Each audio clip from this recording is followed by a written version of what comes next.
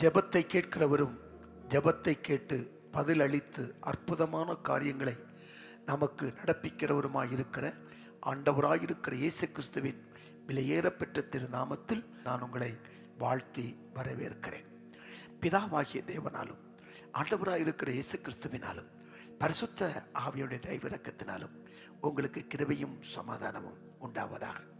கர்த்தர் உங்களோடு இருந்து பெரிய காரியங்களை செய்து தம்முடைய விலையேறப்பெற்ற திருநாமத்தை மகிமைப்படுத்துவாராக. சர்வ வல்லமையுள்ள தேவன் நம் மத்தியில் இருக்கிறார். தேவனுடைய வார்த்தையை பகிர்ந்து கொள்வதற்கு முன்பு ஒரு சரணத்தை நாம் பாடி ஜெபித்து தேவனுடைய வார்த்தைக்கு நேராக நாம் கடந்து போகலாம். தேவன் மத்தியில் இருக்கிறார். நாம் பாடும்போதே தேவன் நம்மை ஜெபாவினாலும் விண்ணப்பத்தினாவினாலும் நம்மை நிரப்புவாராக. ஜெபிக்கிற வாஞ்சையும் தாகத்தையும் விருப்பத்தையும் அதிகப்படுத்துவாராக. கர்த்தர் நல்லவர், அவருடைய கிருபை என்றும் உள்ளது. இந்த பாடலை பாடுவோம். அபிஷேகநாதா அனல் மூட்டும் தேவா ஆரோக்கிய நண்பரே என்ற பாடலை பாடி என்னுடைய திருநாமத்தை நாம் மகிமைப்படுத்துவோம். கர்த்தர் நல்லவர். நன்றி ஆண்டவரே. தகப்பனே, உடைய சமூகத்தில் கூடி வந்திருக்கிற தேவஜனங்கள் ஒவ்வொருவரையும் நீர் ஆசீர்வதிப்பீராக. ஆமாப்பா, நன்றி ஆண்டவரே. குறைவுகளை எல்லாம் நிறைவாக்குவீராக, தேவைகளை எல்லாம் சந்திப்பீராக, அற்புதமாய் அதிசயமாய் நடத்துவீராக. நன்றி அப்பா, நன்றி ஆண்டவரே. கிருபை அளவில்லாமல் இறங்கி வரட்டும், அபிஷேகம் அளவில்லாமல் ஊற்றப்படட்டும்.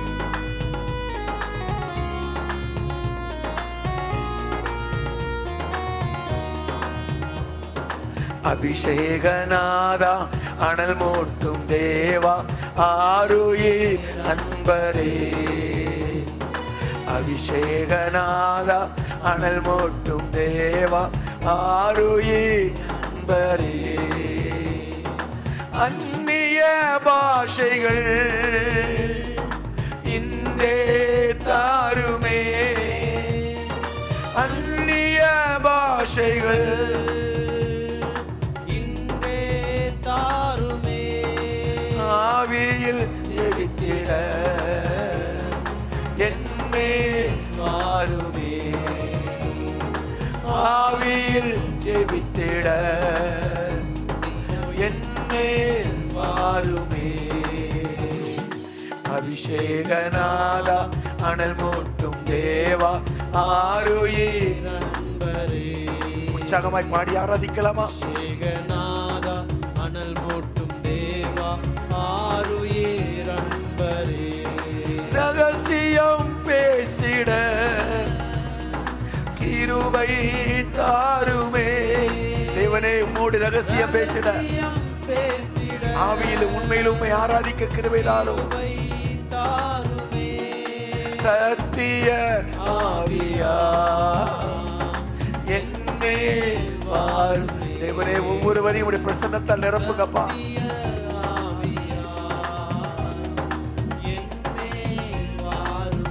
அபிஷேகநாதா அபிஷேகநாதா அனல் மூட்டும் தேவா ஆருயிர் அன்பரே. ஆமென் ஆமென். அபிஷேகநாதா அனல் மூட்டும் தேவா ஆருயிர் அன்பரே. தேசத்தை கலக்கிட இடனை தாருமே,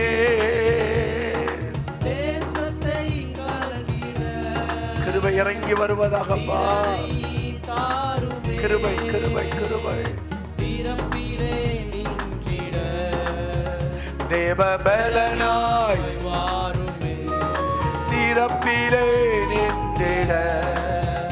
தேவபலனாய் வாருமே. ஆமென் ஆமென்.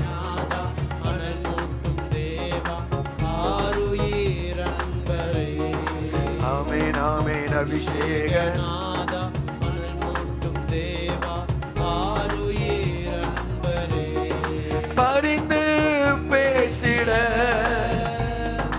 ஆத்மபாரம் தாருமே. 143 கோடி மக்கள் நிறைந்த தேசத்திற்காக பரிந்து பேசுகிற கிருபையை ஒவ்வொருவருக்கும் தாரும். தகப்பனே, நன்றி அப்பா, நன்றி அப்பா. பரிசுத்தமாகிட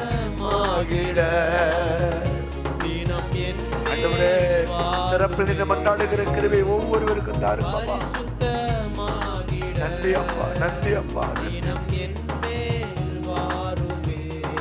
ஹalleluya, ஹalleluya, ஆமென், ஆமென், ஹalleluya.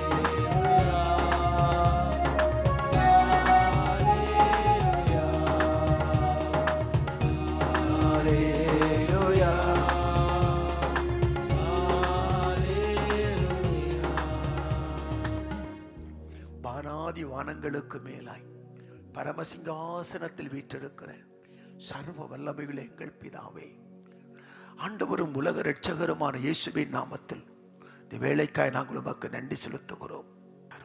பிள்ளைகளோடு பேசும் கிருபையுள்ள வார்த்தைகளை தாரும். ஜெபங்களை கேட்பதற்காய் ஸ்தோத்திரம் அப்பா.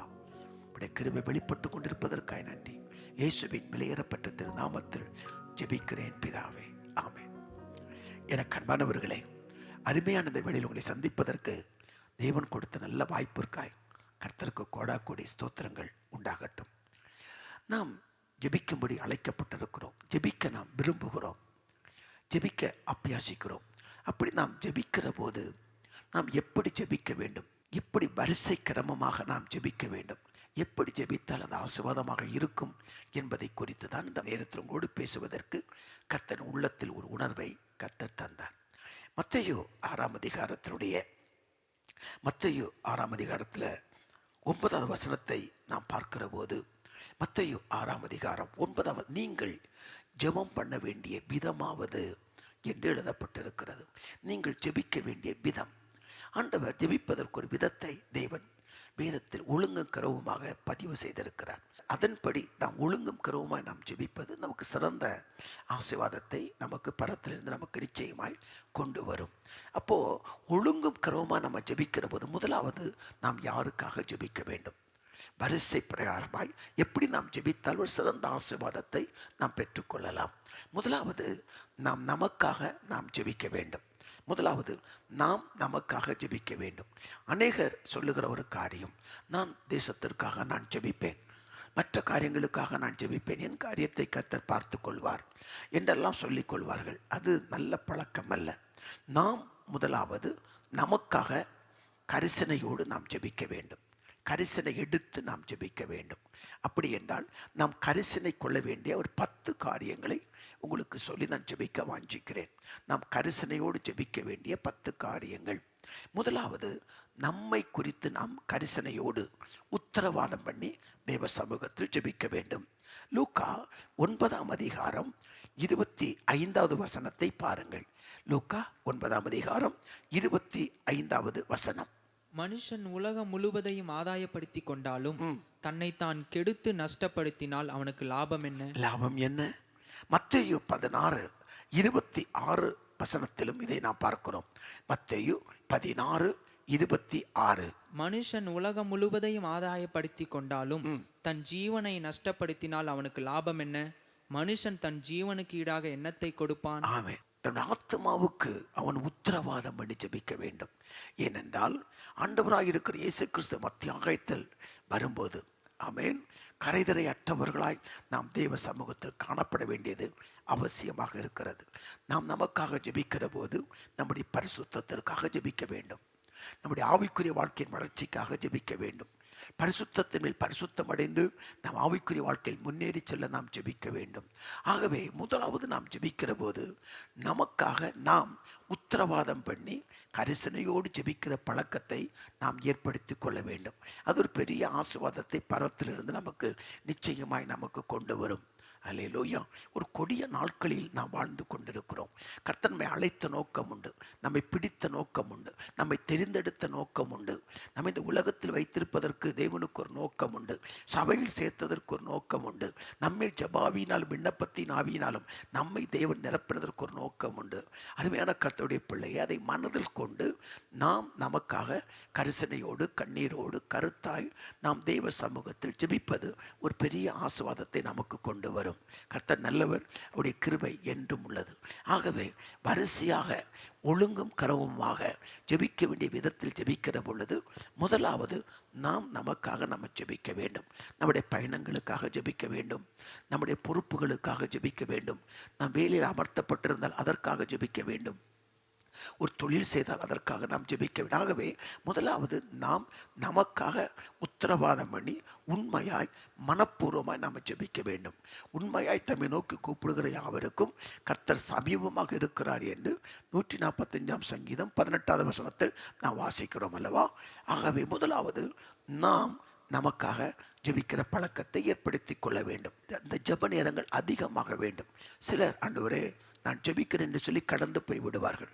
ஒவ்வொரு பகுதியாக சொல்லி நாம் தெய்வ சமூகத்தில் விண்ணப்பம் பண்ண வேண்டும். தேவனுக்கு நமக்கு இருக்கிற ஐக்கியத்தை புதுப்பித்து கொள்ள வேண்டும். தேவனுக்கு நமக்கு இருக்கிற உறவை இன்னும் பலப்படுத்தி கொள்ள வேண்டும். நாம் ஜெபிக்கும் போது தேவனுக்கு அருகில் இன்னும் நெருங்கி வர வேண்டும். நாம் தேவனை தொடுகிற அந்த எல்கைக்குள்ளும் சர்வ வல்லமையுள்ள தேவன் நம்மை தொடும் எல்கைக்குள்ளும் நாம் கடந்து வர வேண்டும். அவருடைய சத்தம் கேட்கும் எல்கைக்குள் நாம் கடந்து வர வேண்டும். அதற்கு ஏற்றபடி நாம் ஜெபிக்க வேண்டும். தேவ சித்தத்தின்படி நாம் ஜெபிக்க வேண்டும். 1 யோவான் 5ஆம் அதிகாரம் 14ஆம் வசனத்தை நான் வாசிக்கிற போது 1 யோவான் 5ஆம் அதிகாரம் 14வது வசனத்தை பாருங்கள். நாம் எதையாகிலும் அவருடைய சித்தத்தின்படி கேட்டால் அவர் நமக்கு செவி கொடுக்கிறார் என்பதே அவரை பற்றி நாம் கொண்டிருக்கிற தைரியம். அப்போ சித்தத்தை அறிந்து நம்ம ஜெபிக்க வேண்டும். நாம் தேவ சித்தத்தை செய்கிறவர்களாக இருக்க வேண்டும். அனுதினமும் அன்றாடமும் தேவனுடைய சித்தத்தை அறிந்து செயல்படுகிறவர்களாக இருக்க வேண்டும். அதற்கெல்லாம் நாம் தேவ சமூகத்தில் ஜெபிக்க வேண்டியது அவசியமாக இருக்கிறது. கர்த்தர் நல்லவர். இரண்டாவது, நம்முடைய குடும்பத்திற்காக நாம் ஜெபிக்க வேண்டும். நம்முடைய குடும்பம் என்று சொல்லுகிற பொழுது நான் அந்த குடும்பத்தில் வாழ்க்கை துணைவியாக இருக்கிறவர்கள், பிள்ளைகள், முதிர்ந்த தாய் தகப்பன்மார்கள் இருப்பார்கள், அவர் அக்கா தங்கைகள், அவர்களுக்கெல்லாம் நாம் உத்தரவாதம் பண்ணி கரிசனையோடு ஜெபிக்க வேண்டும். அப்போ நான் கரிசனையாக ஜெபிக்க வேண்டிய இரண்டாவது காரியம் என்ன? நம்முடைய குடும்பத்திற்காக. அப்போஸ்தலர் நடபடிகள் 10ஆம் அதிகாரம் 2ஆம் வசனத்தை பாருங்கள். அப்போஸ்தலர் நடபடிகள் 10ஆம் அதிகாரம் 2வது வசனம். அவன் தேவ பக்தியுள்ளவனும் தன் வீட்டார் அனைவரோடும் தேவனுக்கு பயந்தவனுமாயிருந்து ஜனங்களுக்கு மிகுந்த தருமங்களை செய்து எப்பொழுதும் தேவனை நோக்கி ஜெபம் பண்ணி கொண்டிருந்தான். பாருங்க, வீட்டார் அனைவரோடும் தேவனுக்கு பயந்தவனுமாயிருந்து பாருங்க, எப்போதும் ஜெபித்து கொண்டு. அதை குறித்து வேதம் ஒரு அழகான பாராட்டை பதிவு செய்திருக்கிறது பாருங்கள். அப்போ அடுத்தது நம்முடைய குடும்பத்திற்காக நம்ம ஜெபிக்கணும். இன்றைக்கி அநேகர் ஜெபிக்க வருகிறவர்கள் எங்களுக்காக ஜெபம் பண்ணுங்க அப்படி சொல்லுவாங்க. ஊழியர்கள் ஜெபிக்க வேண்டும். ஆனால் நீங்கள் உங்களுக்காக உத்தரவாதம் பண்ண ஜெபிக்க வேண்டியது மிக அவசியமாக இருக்கிறது. அடுத்தது, நீங்கள் ஒரு குடும்பத்தின் தலைவியாக இருப்பீர்கள் என்றால் அந்த குடும்பத்தின் தலைவருக்காக ஜெபிக்க வேண்டும். நீங்கள் ஒரு தலைவராக இருப்பீர்கள் என்றால் நீங்கள் உங்களுடைய மனைவிக்காக நீங்கள் ஜெபிக்க வேண்டும். உங்கள் பிள்ளைகளுக்காக நீங்கள் ஜெபிக்க வேண்டும். உத்தரவாதம் பண்ணி ஜெபிக்க வேண்டும். யோபுவை பாருங்கள், 1ஆம் அதிகாரம், யோபு 1ஆம் அதிகாரம் 5வது வசனத்தை பாருங்கள். யோபு 1ஆம் அதிகாரம் 5வது வசனத்தில் வேதம் என்ன சொல்லுகிறது? விருந்து செய்கிற அவருடைய நாள் முறை முடிகிற போது யோபு, ஒருவேளை என் குமாரர் பாவம் செய்து தேவனை தங்கள் இருதயத்திலே தூஷித்திருப்பார்கள் என்று சொல்லி அவர்களை அழைத்து அனுப்பி பரிசுத்தப்படுத்தி அதிகாலமே எழுந்து அவர்கள் எல்லாருடைய இலக்கத்தின்படியேயும் சர்வாங்க தகன பலிகளை செலுத்துவான். இந்த பிரகாரமாக யோபு அந்நாட்களில் எல்லாம் செய்து வருவான். அல்லேலூயா. அப்போ ஒரு குடும்ப தலைவனாக நீங்கள் இருப்பீர்கள் என்றால் உங்கள் குடும்பத்திற்காக நீங்கள் உத்தரவாதம் பண்ணி ஜெபிக்க வேண்டும். 128ஆம் சங்கீதத்தை நீங்கள் வாசித்திருப்பீர்களானால், கர்த்தருக்கு பயந்து அவர் வழிகள் நடக்கிறபடியே அவன் பாக்கியவான். முதலில் இந்த குடும்ப தலைவனை குறித்து தான் வேதம் சொல்லுகிறது. உன் பிரயாசத்தை சாப்பிடுவாய், உன் மனைவி, உன் பிள்ளைகள், உன் பிள்ளைகளின் பிள்ளைகள் என்று எழுதப்பட்டிருக்கிறது. ஆகவே ஒரு குடும்ப தலைவனை வைத்துதான் அந்த குடும்பம் ஆசீர்வதிக்கப்படுவதாக வேதாகமும் ஒழுங்கும் கிரமமாக நமக்கு கற்றுத்தருகிறது. அப்போ அடுத்தது நாம் ஜெபிக்க வேண்டிய நம்முடைய குடும்பத்திற்காக. நீங்கள் கணவன் மனைவியாக இருப்பீர்கள் என்றால் உங்கள் பிள்ளைகளுக்காக நீங்கள் ஜெபிக்க வேண்டும். யோபு தன் பிள்ளைக்கு உத்தரவாதம் பண்ணி ஜெபிக்கிறதை பார்க்கிறோம். பிள்ளைகளை இயேசுவிடத்தில் கொண்டு வந்த போது சீசர்கள் அதட்டினார்கள். ஆனால் ஆண்டவர் பிள்ளைகளை தம்மிடத்தில் அணைத்து கொண்டு அவர்கள் கரங்களை வைத்து அவர்களை ஆசீர்வதித்தார் என்று லூக்கா 18:16 நாம் வாசிக்கிறோம். அப்போ தினமும் தேவ சமூகத்தில் நம்முடைய பிள்ளைகளை கொண்டு வந்து ஆண்டவர் இந்த பிள்ளைகள் மேல் கரங்களை வைக்கும்படி நாம் விண்ணப்பம் பண்ண வேண்டும். பிள்ளைகளை தேவ சமூகத்திற்கு கொண்டு வர வேண்டும். தேவ சமூகத்தில் என்றால் என்ன? இந்த பிள்ளையுடைய பெயரை நினைப்பூட்டி ஜெபிக்க வேண்டும். அதற்கு கரிசனையோடு நாம் ஜெபிப்பது அவசியமாக இருக்கிறது. இப்படி கரிசனை எடுத்து உத்தரவாதம் பண்ணி நாம் ஜெபிப்போமானால் கர்த்தர் நம்முடைய பிள்ளைகளின் எதிர்காலத்தை பொறுப்பெடுப்பார். இன்றைக்கு வாலிப பிள்ளைகளை வைத்திருக்கிற பெற்றோர் சொல்லுகிற காரியம் என்ன? என் பிள்ளைகள் எனக்கு அடங்கவில்லை, பிள்ளைகள் எனக்கு முரட்டாட்டம் பண்ணுகிறார்கள் என்று சொல்லி அங்கலாய்த்து அழுகிறதை நாங்கள் பார்க்கிறோம். எனக்கு அன்பான கர்த்தருடைய பிள்ளையே, நம்முடைய பிள்ளைகளை குறித்து தேவனுக்கு ஒரு நோக்கம் உண்டு. அந்த நோக்கத்தை சீரழிப்பதற்கும் திசை மாற பண்ணுவதற்கும் சத்துரு பல விதத்தில் போராடுவான். ஒரு கொடிய காலத்தில் நாம் வந்திருக்கிறோம். அன்றாடமும் அனுதினமும் தேசத்தில் வாலிப பிள்ளைகளை கொண்டு, பெண்களாக இருக்கலாம், ஆண்களாக இருக்கலாம், அந்த பிள்ளைகளை கொண்டு சத்துரு எப்படியெல்லாம் போராடுகிறான் என்பதை நாம் பார்த்து கொண்டே இருக்கிறோம். ஆகவே இரண்டாவது ஜெபிக்கிற போது நம்முடைய கணவன், மனைவி, பிள்ளைகள் அவருக்காக ஜெபிக்க வேண்டும். அதோடு மட்டுமல்லாமல் உங்களுக்கு பெற்றோர்கள் இருப்பார்கள் என்றால் அந்த பெற்றோரையும் தேவ சமூகத்தில் நாம் அர்ப்பணித்து ஜெபிக்க வேண்டும். உங்களோடு கூட பிறந்த அண்ணன், தம்பிகள், தங்கைகள், அக்காள், அவளை அர்ப்பணித்து நம்ம ஜெபிக்க வேண்டும். நாம் அவரோடு கூட பிறந்திருக்கிறோம். அவர்களுக்கு ஜெபிக்க தெரியாமல் இருக்கலாம், ரட்சிக்கப்படாமல் இருக்கலாம். அவருடைய ரட்சிப்பு நிறைவேற நாம் ஜெபிக்க வேண்டும். அவர்கள் அபிஷேகம் பெற்றுக்கொள்ளாமல் இருக்கலாம், அபிஷேகம் பெற்றுக்கொள்ள அவர்கள் ஜெபிக்க வேண்டும். இல்லை, அவர்கள் ஊழியக்காரர்களாக இருக்கலாம், அவர்களை கத்த பயன்படுத்தும்படி நம்ம ஜெபிக்க வேண்டும். அப்படி நம்முடைய குடும்பத்திற்காக நம்ம உத்தரவாதம் பண்ணி ஜெபிப்பது ஒரு சிறந்த பழக்கமாக இருக்கிறது. ஆகவே இரண்டாவது நாம் ஜெபிக்க வேண்டியது நம்முடைய குடும்பத்தை மனதில் வைத்து சரியாய் நேர்த்தியாய் நம்ம ஜெபிப்பது பெரிய ஆசீர்வாதத்தை பரத்திலிருந்து கொண்டு வரும். கர்த்தர் நல்லவர், அவருடைய கிருபை என்றும் உள்ளது. மூன்றாவது நாம் ஜெபிக்க வேண்டிய இன்னொரு காரியம், நம்முடைய சபையின் போதகருக்காக நாம் ஜெபிக்க வேண்டும். சபையின் போதகருக்காக நாம் ஜெபிக்க வேண்டியது அவசியமாக இருக்கிறது.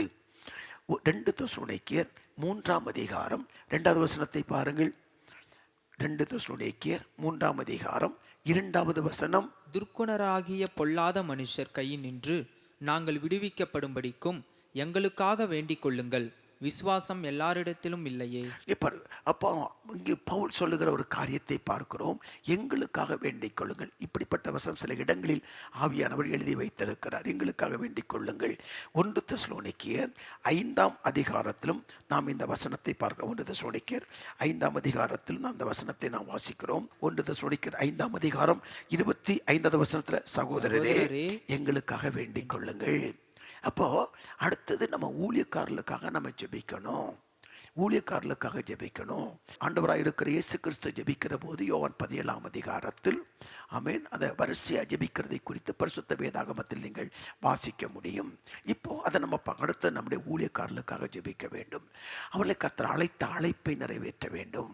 கர்த்தர் கொடுத்த தரிசனத்தை நிறைவேற்ற வேண்டும். அவர் நல்ல ஒரு சிறந்த குடும்ப தலைவராக இருக்க வேண்டும். அவர் நல்ல போதகராக இருக்க வேண்டும். நல்ல ஒரு மெய்ப்பனாக இருக்க வேண்டும். பரிசுத்தத்தை காத்துக்கொள்ள வேண்டும். சாட்சியை காத்துக்கொள்ள வேண்டும். ஆத்தும பாரம் உள்ளவராக இருக்க வேண்டும். திறப்பில் நிற்கிறவராக கர்த்தரை ஆசீர்வதிக்க வேண்டும். கர்த்தர் கொடுத்த உன்னத நோக்கத்தை நிறைவேற்ற வேண்டும். அதற்கு அவருக்கு கிருபை வேண்டும். சத்துரு பலவிதத்தில் ஒரு ஊழியக்காரனுக்கு விரோதமாய் போராடுவான். அப்போ நம்ம வேலி அடைத்து நம்ம ஜெபிக்கணும். அன்றைக்கு மோசையின் கரங்களை தாங்கி பிடித்ததை போல அருமையான கர்த்தருடைய பிள்ளையே, உங்கள் சபையின் போதகருக்காக, ஊழியருக்காக நீங்கள் கரங்களை தாங்கி நீங்கள் ஜெபிக்கணும். மறக்காமல் நம்ம ஜெபிக்கணும். அது பெரிய ஆசீர்வாதத்தை நமக்கு கொண்டு வரும். ஆமென். அப்படி என்றால் நம்ம கண்டிப்பாக என்ன பண்ணணும், நம்ம ஜெபிக்க வேண்டியது அவசியமாக இருக்கிறது. உங்கள் போதகருக்காக நீங்கள் ஜெபிக்க வேண்டும். கர்த்தர் நல்லவர், அவருடைய கிருபை என்றும் உள்ளது. அதோடு கூட நம்ம சபையாருக்காக நம்ம ஜெபிக்க வேண்டும். சபையாருக்காக நம்ம ஜெபிக்கணும். அவர்கள் தரிசனத்தோடு இணைக்கப்பட்டிருக்க வேண்டும்.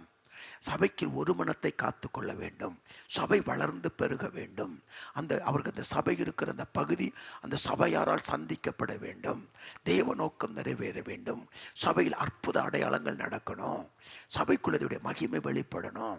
சபைக்கு இருக்கிற மக்களுக்கு தேவனுடைய வார்த்தை திட்டமாக வெளிப்படணும். அதற்காக நம்ம தேவ சமூகத்தில் ஜெபிப்பது மிகவும் நல்லது. அப்போ அடுத்தது நம்ம சபை ஊழியருக்காக, சபைக்காக ஜெபிக்கணும். அதோடு கூட சேர்ந்து அடுத்து ஜெபிக்க வேண்டிய இன்னொரு காரியம் என்ன, அந்த சபைக்கு கொடுக்கப்பட்ட தரிசனங்கள். ஆமென். தரிசனத்தை நிறைவேற்றுவது தான் ஊழியம். அப்போ உங்கள் சபைக்கு ஒரு தரிசனம் இருக்கிறது. அந்த தரிசனத்தில் நீங்கள் பங்காளிகளாக இருக்க வேண்டும். ஜெபத்திற்கு நீங்கள் கூட்டாளியாக இருக்க வேண்டும். ஊழியத்திற்கு நீங்கள் பொறுப்பாளியாக இருக்க வேண்டும். சபை ஊழியரோடு கூட இணைந்து தேவராஜ்யத்தை கட்டுவதாக நீங்கள் காணப்பட வேண்டியது அவசியமாக இருக்கிறது. அப்படி நாம் உத்தரவாதம் பண்ணி தேவ சமூகத்தில் நாம் ஜெபிப்பது பெரிய ஆசீர்வாதம். ஒரு சபையின் போதகருக்கு கை நிறைய காணிக்கை கொடுத்து சந்தோஷப்படுத்துவதை காட்டிலும் அவருக்காக உத்தரவாதம் பண்ணி ஜெபிக்கிற ஜெபம்தான் மிகவும் விலையேற பெற்றது. நீங்கள் நெருங்கி ஊழியரோடு பழகி அவருடைய இருதயத்தின் விருப்பங்களை அறிந்து கொள்ள வேண்டும். மனம் விட்டு பேசி அவருடைய ஜெப குறிப்புகளை கேட்க வேண்டும். பாஸ்டர், உங்களுக்கு எதுக்காக நாங்கள் ஜெபிக்கணும்? அவர் சொல்லக்கூடிய ஜெப குறிப்பை மற்றவரிடத்தில் பகிர்ந்து கொள்ளாமல் நீங்கள் ஜாமம் காத்து அது உத்தரவாதம் பண்ணி ஜெபிக்கிற போது உங்களை நம்பி சில முக்கியமான ஜெப குறிப்புகளை போதர் உங்களோடு கூட பகிர்ந்து கொள்வார். தன்னுடைய இருதயத்தின் பாரத்தை பகிர்ந்து ஜெபிக்கிற யாராவது கிடைப்பாங்களா அப்படின்னு போதகர்களை எதிர்பார்த்து காத்திருப்பார்கள். அப்படி உங்கள் போதகருடைய கரத்தை தாங்கி பிடித்து ஜெபிக்கிற சிறந்த உண்மை உள்ள உத்தரவாதம் உள்ள ஜாமங்காத்து ஜெபிக்கிற பிள்ளைகளாய் நீங்கள் மாறுவது எவ்வளோ பெரிய ஆசீர்வாதத்தை பரத்திலிருந்து கொண்டு வரும். ஆகவே அப்படி ஜெபிப்பதற்கு தேவன் உங்களுக்கு கிருபைகளை அளவில்லாமல் தந்து நம்மை ஆசீர்வதித்து நம்மை மேன்மைப்படுத்துவார். இப்போது நான் 3 காரியத்தை நான் சொன்னேன். ஒன்றாவது, நமக்காக நாம் கரிசனையோடு ஜெபிக்க வேண்டும் என்று.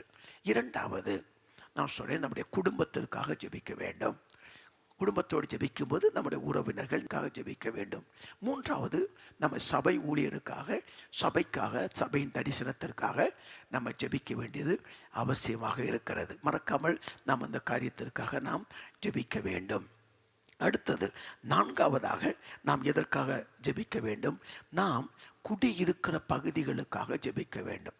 நம்ம குடியிருப்பின் பகுதிகளில் இருக்கிற மக்களுக்காக ஜெபிக்க வேண்டும். ஏனென்றால் அந்த பகுதி மக்களுக்கு நம்ம தான் உத்தரவாதி.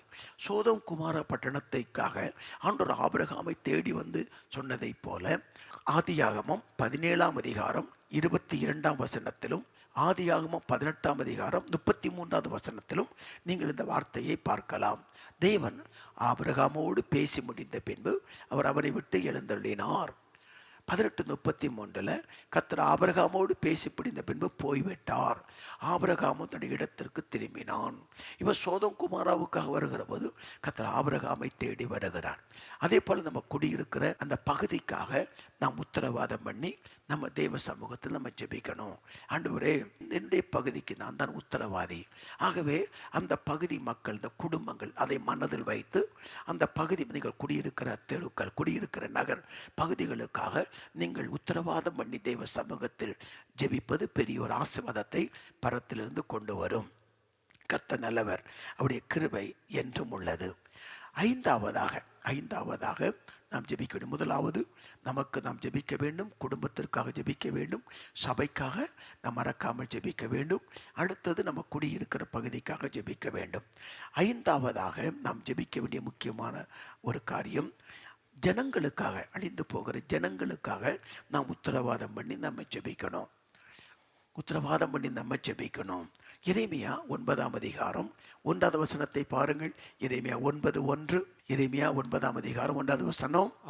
என் தலை தண்ணீரும் என் கண்கள் கண்ணீரூற்றுமானால் நலமாயிருக்கும்.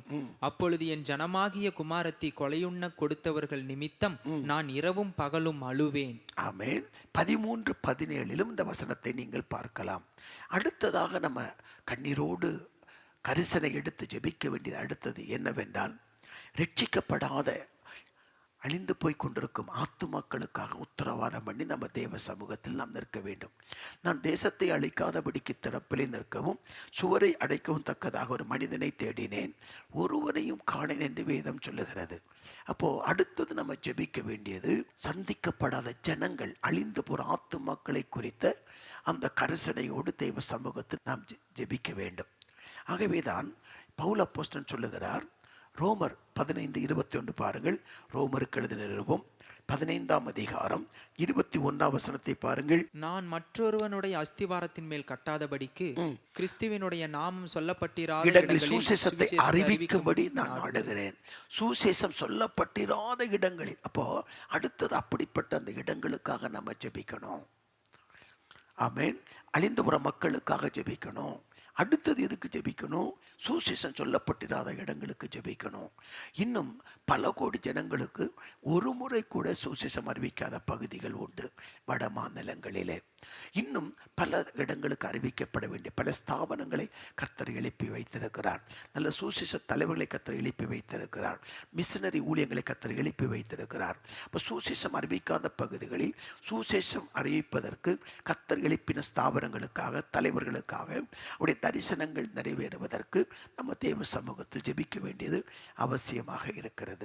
இப்படி வரிசை கிரமமாக நாம் ஜெபித்து நாம் ஜெபத்தில் முன்னேறி செல்வது பெரிய ஒரு ஆசீர்வாதம். ஒரு சின்ன சரணத்தை நாம் பாடுவோம். ஹல்லேலூயா ஹல்லேலூயா ஹல்லேலூயா ஹல்லேலூயா.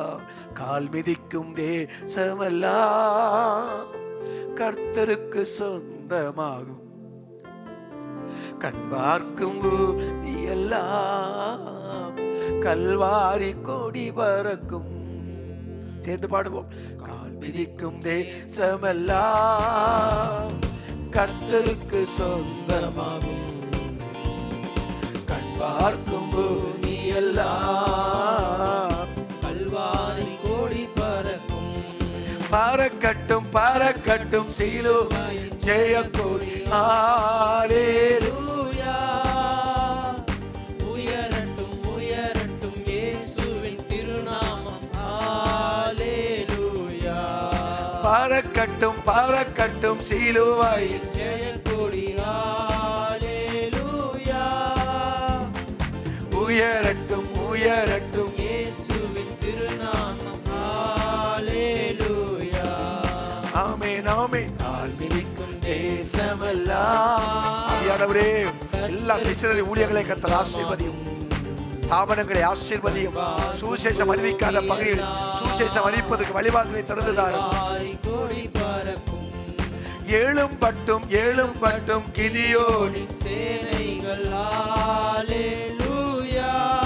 மூலங்கட்டும் மூலங்கட்டும் இயேசுதான் வழி என்று. ஹல்லேலூயா. கால் மிதிக்கும் தேசமெல்லாம் என் கர்த்தருக்கு சொந்தமாகும், கண் பார்க்கும் பூமி எல்லாம் கல்வாரி கோடி பறக்கும். அடுத்ததாக நாம் வரிசையாக நாம் ஜெபிக்கும் போது கவனிக்க வேண்டிய அடுத்த பகுதி, நாம் தேசத்திற்காக உத்தரவாதம் பண்ணி நாம் ஜெபிக்க வேண்டியது அவசியமாக இருக்கிறது. எரேமியா 5ஆம் அதிகாரம் 30வது வசனத்தை பாருங்கள். எரேமியா 5ஆம் அதிகாரம் 30வது வசனம். திகைத்து திடுக்கிடத்தக்க காரியம் தேசத்திலே நடந்து வருகிறது. ஆமென். திகைத்து திடுக்கிடத்தக்க காரியங்கள் தேசத்தில் நடந்து வருகிறது.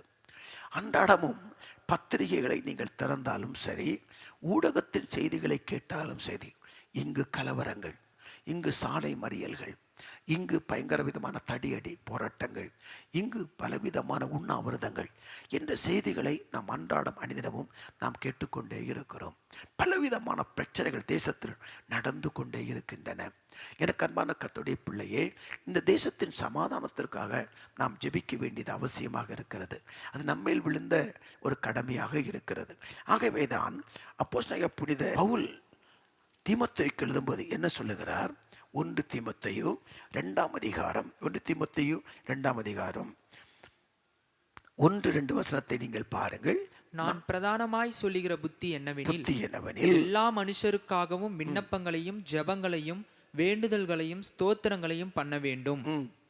நாம் எல்லா பக்தியோடும் நல்லொழுக்கத்தோடும் கலகமில்லாமல் அமைதலுள்ள ஜீவனம் பண்ணும்படிக்கு ராஜாக்களுக்காகவும் அதிகாரமுள்ள யாவருக்காகவும் அப்படியே செய்ய வேண்டும். அல்லேலூயா. இங்க வேதம் சொல்லுது பாரு, கலகம் இல்லாமல் அமைதலுள்ள ஜீவனம் பண்ணும்படி நம்ம ஜெபிக்கணும். அப்ப நம்ம ஜெபித்தால் தான் அந்த தேசத்தில் அமைதி உண்டாகும். தேசத்தில் எங்கும் பிரச்சனைகள் இருக்கிறது, தேசத்தில் எங்கும் போராட்டங்கள் இருக்கிறது. இந்த செய்தியை பகிர்ந்து கொடுக்கிற இந்த நாட்களில் நீங்கள் கவனித்து பாருங்கள். எல்லா இடமும் பிரச்சனைகள் இருக்கிறது, போராட்டங்கள் இருக்கிறது. இந்த சூழ்நிலைகள் மாறணும்னா நம்ம ஜெபிக்கணும். நம்ம ஜெபிப்பதை பொறுத்து தான் தேசம் அமைதியாய் இருக்க போகிறது. நம்ம ஜெபிச்சு என்ன நடக்க போகுது அப்படி நினைக்காதுங்க. ஜெபத்தை கேட்கிற தேவன் நம்முடைய ஜெபத்தை கேட்டு நம்முடைய தேசத்தில் பெரிய கிரியைகளை செய்வார். பெரிய தேசம், பெரிய தேசம், அநேக காரியங்களுக்கு நாம் ஜெபிக்க வேண்டியதாக இருக்கிறது. ஆகவே நாம் ஜெபிக்கிற போது ஒரு முக்கியமான குறிப்புகளை மனதில் வைத்து தொடர்ந்து அதற்காக ஜெபிப்பது மிகவும் ஆசீர்வாதத்தை பரத்திலிருந்து கொண்டு வரும். அப்போ அடுத்தது நம்ம தேசத்திற்காக நாம் ஜெபிக்க வேண்டியது அவசியம். அடுத்ததாக நாம் ஜெபிக்க வேண்டியது முக்கியமான ஒரு காரியம் என்ன? இந்த தேசத்தில் தேவன் ஜெபிப்பதற்கென்று எழுப்பி கொடுத்த தேவ பிள்ளைகளுக்காக நாம் ஜெபிக்க வேண்டும். தேசத்தில் அநேகர் ஜெபிக்க வேண்டும். தேசத்திற்காக மன்றாடும்படி கர்த்தர் எழுப்பி கொடுத்த தேவ ஜனங்களுக்காக நம்ம ஜெபிக்க வேண்டியது அவசியமாக இருக்கிறது. மத்தேயு 26 அதிகாரம் 41 வசனத்தை பாருங்கள். மத்தேயு 26 அதிகாரம் 41 வசனம். நீங்கள் சோதனைக்குட்படாதபடிக்கு விழித்திருந்து ஜெபம் பண்ணுங்கள். ஆவி உற்சாகம் உள்ளதுதான், மாம்சமோ பலவீனம் உள்ளது என்றார். அப்ப அடுத்தது நம்ம பாருங்க, இவங்க ஜெபிக்க அழைக்கப்பட்டவர்கள். ஆனா அங்க பாருங்க, தூங்கிட்டு இருக்கிற சம்பவத்தை நம்ம பார்க்கிறோம். ஆண்டவர் கெச்சமனே தோட்டத்திற்கு போகிற போது ஆண்டவர் சொல்கிறார், மற்றவர்களை பார்த்து எங்களோடு கூட உட்கார்ந்திருங்கள் என்று சொல்லுகிறார். இந்த 3 பேரையும் தனியாக அழைத்து, என் ஆத்துமா மரணத்திற்கு ஏதுவான துக்கம் கொண்டிருக்கிறது, என்னோடு கூட விழித்திருங்கள் என்று சொல்லுகிறார். அப்போ எனக்கு அன்பான கர்த்தருடைய பிள்ளையே, தேவனால் தெரிந்து கொள்ளப்பட்டவர்கள், தேவனால் பிரித்தெடுக்கப்பட்டவர்கள், ஜெபாவினாலும் விண்ணப்பத்தின் ஆவியினாலும் நிரப்பப்பட்டவர்கள், அவர்கள் இருக்கிற பகுதிக்கு, அந்த சபைக்கு, அந்த பட்டணத்திற்கு ஜாமம் காத்து ஜெபிக்கும்படி தெரிந்து கொள்ளப்பட்ட பாத்திரங்களாய் அவர்கள் இருக்கிறார்கள். இவர்கள் யார் தெரியுமா? ஏசாயா 58 அதிகாரம் 12 வசனத்தை நீங்கள் பார்க்கிற போது, ஏசாயா 58:12, உன்னிடத்திலிருந்து தோன்றினவர்கள் பூர்வ முதல் பாழாய் கிடந்த ஸ்தலங்களை கட்டுவார்கள். இவர்கள் யார் தெரியுமா? அது அழைக்கப்பட்டவர்கள், மன்றாடி ஜெபிப்பதற்கு ஆண்டவரால் தெரிந்து கொள்ளப்பட்டவர்கள் யார் தெரியுமா? இவர்கள் பாழாய் கிடக்கிறவர்களை ஜெபத்தின் மூலம் திரும்ப கட்டுவதற்கு நெகேமியாவை போல தேவனால் தெரிந்து கொள்ளப்பட்டவர்கள்.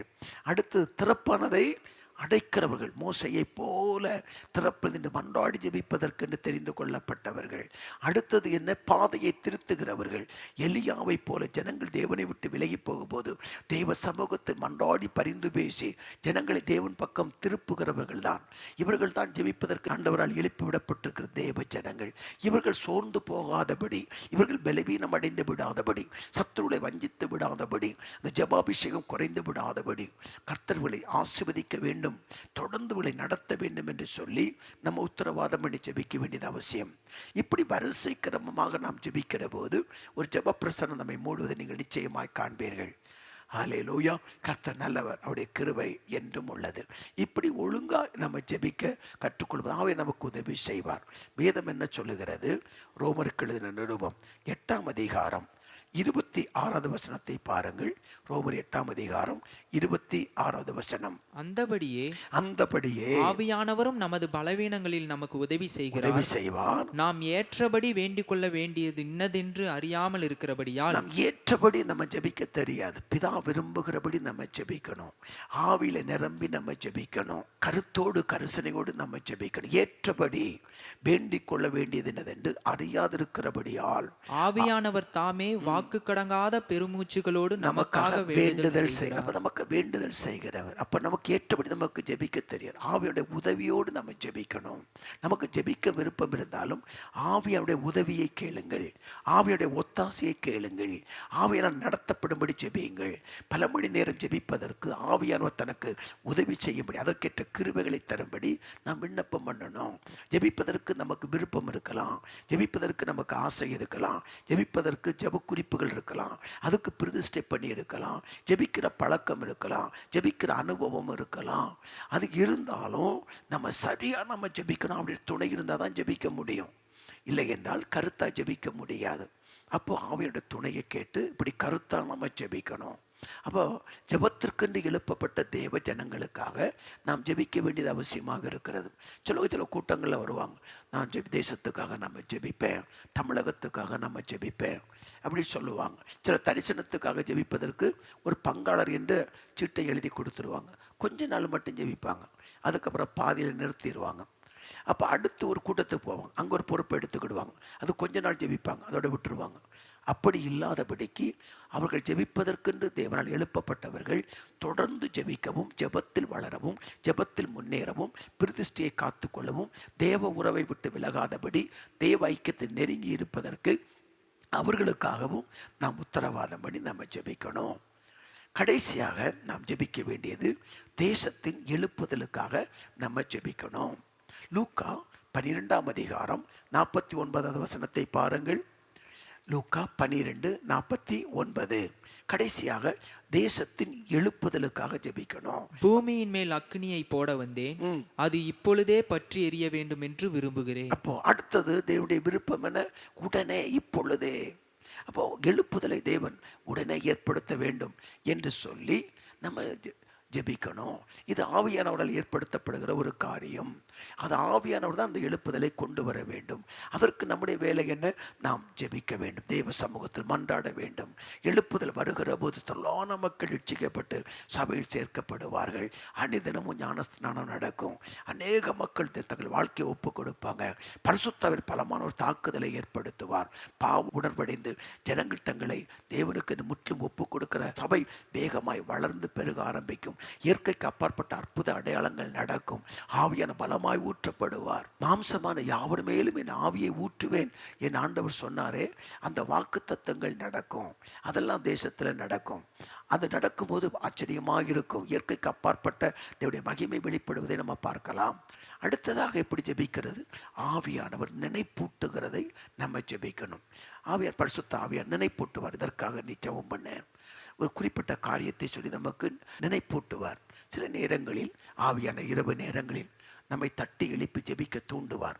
ஆரம்பத்தில் அது நமக்கு எதற்காக ஜெபிக்க வேண்டும் என்று நமக்கு தெரியாவிட்டாலும் அந்த ஆவியான நம்மை தட்டி எழுப்புகிற அந்த காரியத்துக்கு உண்மையாய் நம்ம கீழ்ப்படிவோமானால் ஆண்டவர் தொடர்ந்து நம்மோடு கூட இடைப்பட்டு கொண்டே இருப்பார். ஒரு முக்கியமான காரியங்களை நம்மோடு கூட பகிர்ந்து கொண்டு ஜெபிக்க பரிசுத்த ஆவியானவர் கிரியை செய்வார். அதை நம்ம பார்க்க முடியும். அப்போ அதற்கு நம்மை முற்றிலும் முழுவதும் நம்ம ஒப்பு கொடுக்கிற போது தூண்டப்படுகிற காரியத்திற்காக நம்ம தொடர்ந்து நம்ம ஜெபிக்கலாம். இப்படி நம்ம ஜெபிக்கிற போது ஒரு பெரிய ஒரு ஆசீர்வாதத்தை தேவனிடமிருந்து நாம் பெற்றுக்கொள்ளலாம். நாம் பல காரியங்களுக்காக நாம் ஜெபிக்கிறோம். ஊழியக்காரர்கள் ஜெப குறிப்பை நடத்துகிறார்கள். அதில் நீங்கள் தொடர்ந்து நீங்கள் ஜெபிக்கணும், இணைந்து நீங்கள் ஜெபிக்கணும், மனரம்யத்தோடு நம்ம ஜெபிக்கணும். ஆனால் நான் உங்கள் தனிப்பட்ட ஜீவியத்தில் ஜெபிக்கிற போது எப்படி கிரமமாக நம்ம ஜெபிக்கணும் என்பதைத்தான் சில காரியங்களை வரிசையாய் நான் சொல்லிக்கொண்டே வந்தேன். இது உங்களுக்கு பெரிய ஒரு ஆசீர்வாதத்தை பரத்திலிருந்து கொண்டு வரும். ஆரம்ப நாட்களில் நானும் அப்படித்தான். ஏதோ ஒரு ஜெபித்து கொண்டே இருப்பேன். நேரங்கள் அதிக நேரம் ஜெபிக்க முடியும். ஆனால் இந்த ஒழுங்கு கருவமாக ஜெபிக்க முடியாததை போல நான் உணர்ந்தேன். ஆவியருடைய உதவியை கேட்டு நின்று ஆண்டவரே எனக்கு சொல்லித்தார், எனக்கு கற்றுத்தாரும். அப்போ ஆண்டவர் ஒழுங்கு கருவமாக ஜெபிப்பதற்கு ஒரு வழிமுறைகளை கற்றுத்தந்தார். சீசர்கள் ஆண்டவரிடத்தில் வந்து, ஆண்டவரே யோவான் தன் சீசர்களுக்கு ஜெபிக்க போதித்ததை போல எங்களுக்கு போதிக்க வேண்டும் என்று கேட்டுக்கொண்ட பொழுது ஆண்டவர் ஜெபிப்பதற்கான ஒரு காரியத்தை சொல்லி கொடுத்தார். அப்போ அதே போல நம்ம ஜெபிக்க வேண்டிய விதம் இருக்கிறது. நீங்கள் ஜெபிக்க வேண்டிய விதம், நீங்கள் ஜெபிக்கும் போது, பரிசுத்த வேதாகமத்தில் நீங்கள் ஜெபிக்கும் போது என்று வேதம் சொல்லுகிறது. அப்போ ஜெபிக்கும் போது சில காரியங்களை நாம் கவனித்து நம்ம ஜெபிக்கிற போது இன்னும் அதிகமாக நம்ம ஜெபிக்கலாம். ஆவியானவர் கூட இணைந்து அவருடைய விருப்பத்தை நிறைவேற்றி ஜெபிக்கலாம். அது நமக்கு பெரிய ஆசீர்வாதத்தை பரத்திலிருந்து நமக்கு நிச்சயமாய் கொண்டு வரும். கர்த்தர் நம் மத்தியில் இருக்கிறார். நாம் தொடர்ந்து நம்ம ஜெபிக்க போகிறோம். இப்படி முதலாவது நமக்காக, நம்முடைய குடும்பத்திற்காக, சபைக்காக, சபையின் வளர்ச்சிக்காக, ஊழியருக்காக, சந்திக்கப்படாத மக்களுக்காக, இப்படி வரிசையாக நீங்கள் ஜெபித்து வருவதற்கு பரிசுத்த ஆவியானவர் நமக்கு அனுக்கிரகம் செய்வார். அது மட்டுமல்ல, இந்த ஜெப நேரத்தில் நாம் கவனிக்க வேண்டிய இன்னொரு முக்கியமான ஒரு காரியம் இருக்கிறது. அது என்ன காரியம்? சபைகளிலும் வெளியிலும் பயணம் பண்ணுகிற போது முக்கியமான சில மக்கள் நம்மை பார்த்து, பிரதர் எனக்காக ஜெபித்து கொள்ளுங்கள் சொல்லுவாங்க, பிரதர் சிஸ்டர் எங்களுக்காக ஜெபித்து கொள்ளுங்கள் அப்படின்னு கேட்டுக்கொள்ளுவாங்க. நாம் என்ன செய்வோம் தெரியுமா? கண்டிப்பாக ஜெபிக்கிறேன்னு சொல்லுவோம், மறந்துடுவோம். அப்போ நம்ம என்ன செய்யணும்? தெய்வ சமூகத்தில் போய், ஆண்டவரே ஜெபிக்க கேட்டுக்கொண்ட ஒவ்வொருவரையும் இப்படி சமூகத்தில் அர்ப்பணிக்கிறேன். ஒருவர் ஜெபிக்க கேட்டுக்கொள்ளும் பொழுது அவர்களுக்காக நம்ம உடனே ஜெபிக்க வேண்டும். இல்லை என்றால் மறந்து விட பின்னாடி நம்ம ஞாபகப்படுத்தி நம்ம ஜெபிக்கலாம். இல்லை என்றால் சொல்ல வேண்டும், ஆவியானவர் எனக்கு ஞாபகப்படுத்தினால் நான் உங்களை கண்டிப்பாக ஜெபிப்பேன் என்று சொல்லுங்கள். ஜெபிப்பேன் என்று வாக்கு கொடுத்தால் நீங்கள் ஜெபித்துத்தான் ஆக வேண்டும். நாம் உண்மை உள்ளவர்களாக இருக்க வேண்டும். கொஞ்சத்தில் உண்மை உள்ளவனே அநேகத்துக்கு அதிபதியாய் மாற்றுகிற சர்வ வல்லமையுள்ள தேவன் அவர் இருக்கிறார். நமக்கு எப்படி உத்தரவாதம் பண்ணி நாம் ஜெபிக்கிறோமோ, அடுத்தவர்கள் கேட்டுக்கொள்ளுகிற பொழுதும் அவர்களுக்காக நாம் உத்தரவாதம் பண்ணி ஜெபிக்கிறோமா என்பதை தேவன் நிச்சயமாய் பார்ப்பார். ஆமென். ஆகவே தேவன் நம்முடைய இருதயத்தை பார்க்கிற தேவன். மற்றவர்கள் கஷ்டங்கள், கவலைகள், துக்கங்கள், துயரங்கள், பாடுகள், வேதனைகள் நம்மோடு கூட பகிர்ந்து கொள்ளுகிற போது நாம் அந்த துக்கத்தை சுமக்கிற போது எப்படி உத்தரவாதம் பண்ணி ஜெபித்தோமோ அப்படி உத்தரவாதம் பண்ணி நம்ம ஜெபிக்கணும். நண்பர்களுக்காக யோபு ஜெபித்த போது இப்படி சிறையிருப்பு திரும்பினதை போல நாம் மற்றவர்களுக்காக நம்ம ஜெபிக்கிற போது நம்மை கர்த்தர் ஆசீர்வதிப்பார், நம்மை கர்த்தர் மேன்மைப்படுத்துவார், நமக்கு இன்னும் கிருபைகள் அதிகமாக கர்த்தர் தருவார். கர்த்தர் நல்லவர். ஆமென். ஆண்டவர் ஜெபிக்க கற்றுக் கொடுத்த அந்த ஓமையில கூட பாருங்க, இரவிலே வந்த அந்த நண்பனுக்கு அப்பத்தை கேட்பதற்கு அவன் நண்பனுடைய வீட்டு கதவை தட்டுகிறார். அதே போல நமக்கும் நிறைய நண்பர்கள் உண்டு, அவர்களுக்கு அநேக தேவைகள் உண்டு, அநேக விருப்பங்கள் உண்டு. அவைகளை நிறைவேற்றுவதற்கு நாம் இரவிலே நம்முடைய சிநேகிதராக இருக்கக்கூடிய ஆண்டுடைய சமூகத்தில் போய் கதவை தட்டி அப்பத்தை கேட்கிற பழக்கம் நம்முடைய வாழ்க்கையில் இருக்குமானால் அது பெருத்த ஒரு ஆசீர்வாதத்தை பரத்திலிருந்து கொண்டு வரும். கர்த்தர் நல்லவர், அவருடைய கிருபை என்றும் உள்ளது. இப்படி நம்ம ஜெபிக்க வேண்டும். அல்லேலூயா. அப்படி உத்தரவாதம் பண்ணி நம்ம ஜெபிக்கிற போது நம்மை கர்த்தர் நம்மை அளவில்லாமல் ஆசீர்வதித்து மேன்மைப்படுத்துவார். சில நேரங்களில் நான் ஜெபிக்கிறதற்கு தனி குறிப்பை வைத்துக்கொள்வேன், தனி ஃபைல் அதை வைத்துக்கொள்வேன். முக்கியமான சில ஊழியருடைய பெயர்கள், சில முக்கியமான சில ஜெப குறிப்புகள், ஆண்டவர் ஞாபகப்படுத்துகிற சில குறிப்புகள், அதை வரிசையாக நம்ம எழுதி வைத்து நம்ம ஜெபிப்பதற்கு பெரிய ஆசீர்வாதத்தை நமக்கு கொண்டு வரும். கர்த்தர் அந்த ஜெப குறிப்பை ஜெபிப்பதற்கு தேவன் ஏவின நாட்கள், தூண்டின நாட்கள், பதில் கொடுத்த நாட்கள், நாம் யாருக்காக ஜெபித்திருக்கிறோம் என்பதை மனதில் வைத்து கொள்ள வேண்டும். அப்படி ஜெபிப்பது சிறந்த பழக்கம். இப்படி கரிசனையோடு நாம் ஜெபிப்போமானால் ஆண்டவர் நமக்கு அளவில்லாத ஆசீர்வாதத்தை தந்து நம்மை மேன்மைப்படுத்துவார். ஆமென். சில ஜெபங்கள் அனலும் இல்லாமல் குளிரும் இல்லாமல் இருக்கும். அப்படி இல்லை, அனலான பின்பு நாம் ஜெபிக்க வேண்டும். சங்கீதம் 39:3 பாருங்கள். ஒரு வசனத்தை வாசித்து நாம் சிறு சரணத்தை பாடி ஜெபித்து நிறைவு செய்ய போகிறோம். சங்கீதம் 39:3 பாருங்கள். பரிசுத்த வேதம் அங்கு என்ன சொல்லுகிறது? என் இருதயம் எனக்குள்ளே அனல் கொண்டது, நான் தியானிக்கையில் அக்கினி மூண்டது, அப்பொழுது என் நாவினால் விண்ணப்பம் செய்தேன். அப்பொழுது என் நாவினால் நான் விண்ணப்பம் பண்ணினேன். அனல் கொண்டது. ஆமென். அனல் அக்கினியாகி கொழுந்து விட்டு எரியும். அபிஷேகத்தில் நிரம்பி நம்ம ஜெபிக்கிற போது அனலாக்குவார் ஆவியானவர். ஆமென். அந்த அனல், ஜெபிக்க வேண்டும் என்ற அனல், மன்றாட வேண்டும் என்ற விருப்பம், பரிந்து பேச வேண்டும் என்ற அந்த ஏக்கம் நமக்குள்ளே பரிசுத்த ஆவியானவர் கொண்டு வருவார். அப்பொழுது நம்ம ஜெபிக்கிற போது அதிக நேரம் நம்ம ஜெபிக்கலாம். ஜெப குறைவுகள் வருகிற போது, ஜெபத்திற்கு சரீரம் ஒத்துழைக்காத போது, ஜெபிக்கிற போது சிந்தைகள் தடுமாறுகிற போது தேவ சமூகத்தில் போய் தேவ உதவியை கேட்க வேண்டும். பரிசுத்த ஆவியருடைய ஒத்துழைப்பை நம்ம கேட்கணும். ஆண்டவரே எனக்கு உதவி செய்யுங்க என்று சொல்லுகிற போது பரிசுத்த ஆவியானவர் நிச்சயமாகவே உதவி செய்வார்.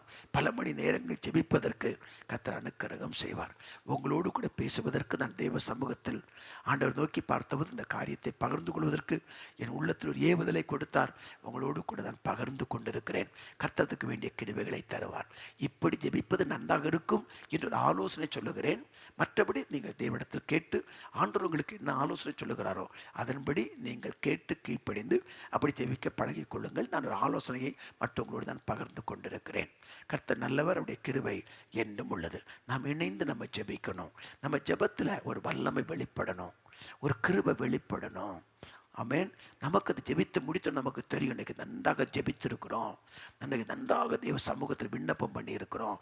திருப்தியாக விண்ணப்பம் பண்ணி நிறைவு வருகிற வரைக்கும் நாம் தேவ சமூகத்தில் ஜெபிக்கிறவர்களாய் காணப்பட கர்த்தர் அனுக்கிரகம் பண்ணுவாராக. ஆத்துமாவை தேவ சமூகத்தில் ஊற்றி 62:8 படி, 1 சாமுவேல் 1:12, 1 சாமுவேல் 1:15 ஆமென். ஏசாயா 53 ஏசப்பா ஆத்துமாய் மரணத்தில் ஊற்றி ஜெபித்தார் பாருங்கள். அப்படி ஜெபிக்கிற அந்த விலையேறப்பெற்ற கிருபைகளை கர்த்தர் தந்து உங்களை ஆசீர்வதித்து உங்களை மேன்மைப்படுத்துவாராக. நானும் தொடர்ந்து உங்களுக்காக ஜெபித்து வருகிறேன். நீங்கள் எங்களுக்காக ஜெபித்துக் கொள்ளுங்கள். இப்போ சின்ன சரணத்தை பாடி நாம் தேவ சமூகத்தில் விண்ணப்பம் பண்ணி முடிக்க போகிறோம். ஹல்லேலூயா ஹல்லேலூயா. ஜெபாவி ஊற்றுமையா, ஜெபிக்கணும் ஜெபிக்கணுமே, சேர்ந்து இணைந்து ஒரு மனத்தோடு ஆவியானவரே என்னை நிரப்புங்கன்னு சொல்லி இந்த பாடுவோம். ஜெபாவி ஊற்றுமையா, ஜெபிக்கணும் ஜெபிக்கணுமே, ஜெபாவி ஊற்றுமையா, ஜெபிக்கணும் ஜெபிக்கணுமே, ஸ்தோத்திர பலி விண்ணப்ப ஜெபம் ஸ்தோத்திர பலி விண்ணப்ப ஜெபம் என் நேரமும் நான் ஏறெடுக்கணும், என் நேரமும் நான் ஏறெடுக்கணும். ஜெபாவி ஊற்றுமையா ஜெபிக்கணும் ஜெபிக்கணுமே. ஆமென் ஆமென். ஜெபாவி ஊற்றுமையா ஜெபிக்கணும் ஜெபிக்கணுமே. முழங்கால்கள் முழங்கணுமே, முழங்கால்கள் முழங்கணுமே. கண்கள் எல்லாம் குளமாகணும், என் கண்கள் எல்லாம் குளமாகணும். ஜெபாவி ஊற்றுமையா ஜெபிக்கணும் ஜெபிக்கணுமே. ஆமென் ஆமென். ஜெபாவி ஊற்றுமையா ஜெபாவி விண்ணப்பத்தினாவில நிரப்புங்கப்பா. கடைசி நாட்களில் மாம்சமான யாவர் மேலும் என் ஆவியை ஊற்றுவேன் என்று சொன்னீரே. தேசத்திற்காக ஜெபிக்க, தனக்காக ஜெபிக்க, குடும்பத்திற்காக ஜெபிக்க, சபைக்காக ஜெபிக்க, தரிசனத்துக்காக ஜெபிக்க, ஆண்டவரே அழிந்து வரும் மக்களுக்காக ஜெபிக்க. என் தேசத்திற்காய் கதறணுமே. ஜெபாவி ஊற்றுமையா ஊற்றுங்கப்பா. ஜெபிக்கணும் ஜெபிக்கணுமே. ஆமென் ஆமென். ஜெபாவி ஊற்றுமையா ஜெபிக்கணும் ஜெபிக்கணுமே. உபவாசித்து உடலை ஒருத்து, உபவாசித்து உடலை ஒருத்து ஒவ்வொரு நாளும் ஜெபிக்கணுமே, ஒவ்வொரு நாளும் நான் ஜெபிக்கணுமே. ஜெபாவி ஊற்றுமையா ஜெபிக்கணும் ஜெபிக்கணுமே. ஆமென் ஆமென். ஜெபாவி ஊற்றுமையா ஜெபிக்கணும் ஜெபிக்கணுமே. ஹalleluya ஹalleluya ஹalleluya.